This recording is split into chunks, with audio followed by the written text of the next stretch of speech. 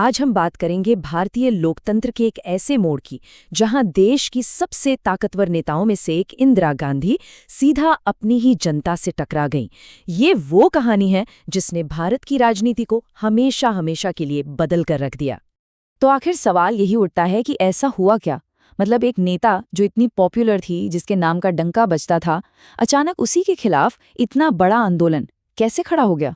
चलिए इस पूरी कहानी को जरा शुरू से समझते हैं। कहानी को शुरू से शुरू करते हैं। साल था 1966।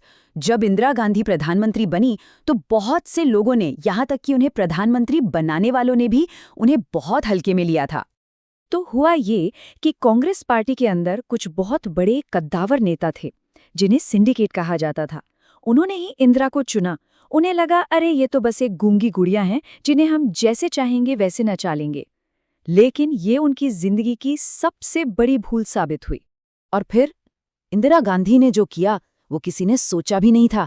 उन्होंने सिंडिकेट को सीधी टक्कर दी, पार्टी ही तोड़ दी और फिर एक के बाद एक ऐसे साहसिक फैसले लिए, जैसे 14 बड़े बैंकों का राष्ट्रीयकरण, राजघरानों को मिलने वाला पैसा बंद करना। इन कदमों ने उन्हें सीधा देश के गरीबों और आम आदमी से जोड़ दिया और वो बन गई एक आयरन लेडी। तो अब हम पहुंचते हैं साल 1971 में। ये वो साल था जब इंदिरा गांधी अपनी पावर के, अपनी लोकप्रियता के बिल्कुल शिखर पर थीं। जरा सोचिए, कुछ ही सालों के अंदर क्या क्या हुआ।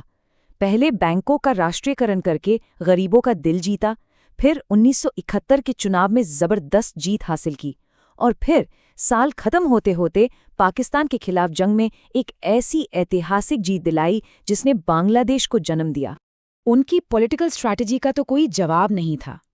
देखिए, जब सारे विपक्ष ने मिलकर नारा लगाया इंदिरा हटाओ, तो उन्होंने बस 2 शब्दों में जवाब दिया, गरीबी हटाओ। ये एक मास्टर स्ट्रोक था। ये नारा सीधा देश के करोड़ों गरीबों, दलितों, पिछड़ों के दिल में उतर गया।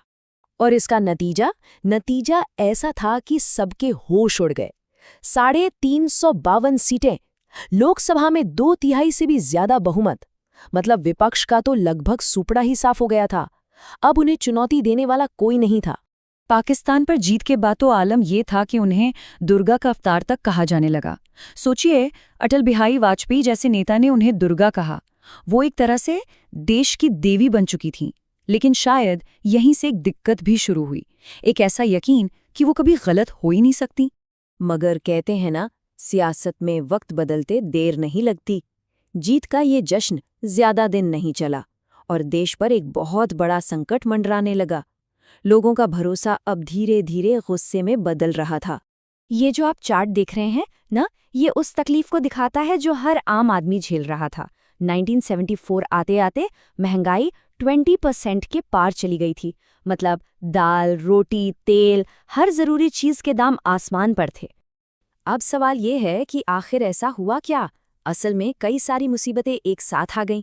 एक तरफ इंटरनेशनल ऑयल क्राइसिस, दूसरी तरफ देश में मॉनसून फेल हो गया, फसलें बर्बाद हो गईं, और इन सब के ऊपर सरकार की अपनी नीतियां, जिसे लाइसेंस राज कहते थे, उसने अर्थव्यवस्था को जकड़ रखा था। भ्रष्टाचार अपनी चरम सीमा पर था। वो गरीबी हटाओ का नारा अब एक मजाक लगने लगा था। और इसी बिगड़ते माहौल में एक और नाम सामने आ रहा था, संजय गांधी, इंदिरा गांधी के छोटे बेटे।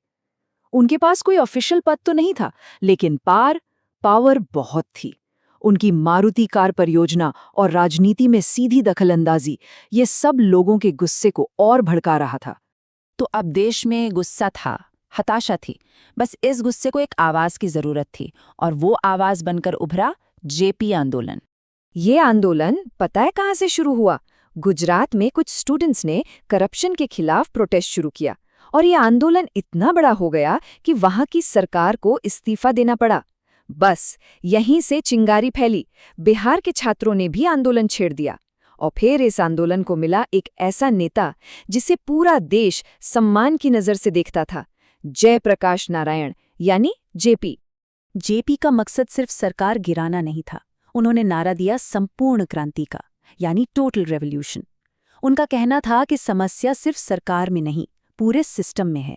समाज, राजनीति, अर्थव्यवस्था, हर चीज को जड़ से बदलने की जरूरत है। और इस एक आवाज ने पूरे देश के नौजवानों को अपने पीछे खड़ा कर लिया। और अब कहानी उस मोड़ पर पहुंचती है जहां ये राजनीतिक टकराव एक ऐसे फैसले पर जाकर खत्म होता है जिसके बारे में किसी ने सपने में भी नहीं सोचा था। जून 1975 के वो 13 दिन सब कुछ बहुत बहुत तेजी से हुआ। 12 जून इलाहाबाद हाईकोर्ट का फैसला आता है, इंदिरा गांधी का चुनाव रद्द। 24 जून सुप्रीम कोर्ट से भी पूरी राहत नहीं मिलती, विपक्ष सड़कों पर था, इस्तीफे की मांग कर रहा था। और फिर 25 जून की रात इंदिरा गांधी ने देश में इमरजेंसी यानी आपातकाल की घोषणा कर दी। बस एक झटके में भारत का लोकतंत्र सस्पेंड हो गया। इसके बाद जो हुआ वो भारत के लोकतंत्र का सबसे काला अध्याय माना जाता है। रातों रात जेपी, वाजपेयी, आडवाणी, विपक्ष के सारे बड़े नेता जेल में।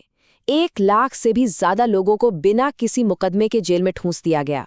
अखबारों की जुबान पर ताला लगा दिया गया और लोगों के मौलिक अधिकार छीन लिए गए। ये सब 21 महीने तक चला। लेकिन कहानी अभी खत्म नहीं हुई थी। लोकतंत्र को अपना आखिरी जवाब देना अभी बाकी था। तो 21 महीने के इस दौर के बाद शायद आत्मविश्वास से भरी इंदिरा गांधी ने 1977 में चुनाव का ऐलान कर दिया। उन्हें लगा था कि वो आसानी से जीत जाएंगी, लेकिन जनता का मूड कुछ और ही था। और ये थे नतीजे। जनता ने अपना फैसला सुना दिया। सारे विपक्ष ने मिलकर जो जनता पार्टी बनाई थी, उसने कांग्रेस को बुरी तरह से हरा दिया। और हार भी ऐसी कि खुद इंदिरा गांधी और संजय गांधी दोनों अपनी अपनी सीट हार गए। ये इमरजेंसी को जनता का सीधा सपाट जवाब था। तो ये कहानी हमें कहाँ लाकर छोड़ती है? यह हमें एक बहुत बड़ा सवाल देती है कि हमारी लोकतांत्रिक संस्थाएं कितनी नाजुक हो सकती हैं, और अंत में असली ताकत किसके हाथ में होती है, नेता के या जनता के?